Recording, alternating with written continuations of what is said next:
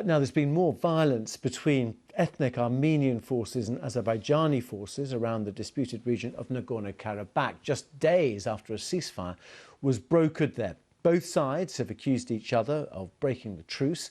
Although internationally recognised as Azerbaijani territory, ethnic Armenian forces control the region. Our correspondent Steve Rosenberg sent this report from the city of Stepanakert in Nagorno-Karabakh, where he's been speaking to people living under constant shelling. When you drive into Karabakh, the first thing you notice is the beauty of the place. It's different in the towns. What you see here are signs of war. In the town of Martuni, Armyan Sagiyan shows me his house, or what's left of it.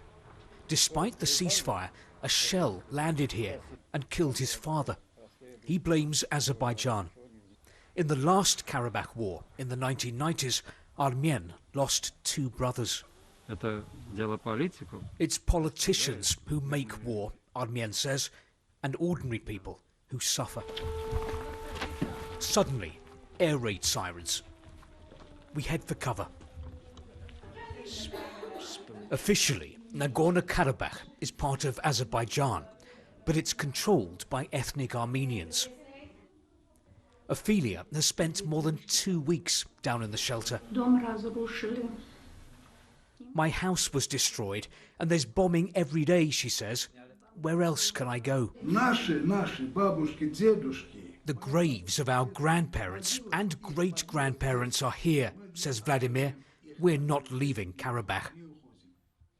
I asked this lady, could she imagine peace between Armenians and Azerbaijanis?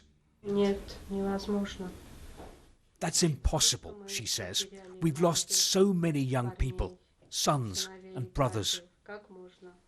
In this conflict, there is a lot of history, a lot of raw emotion, as we've been hearing, and a lot of violence. What there isn't much of at all, though, is trust. And until that can be somehow created, built, between Armenians and Azerbaijanis, this is a conflict which is going to be very difficult to resolve. And in this conflict, the other side is grieving too.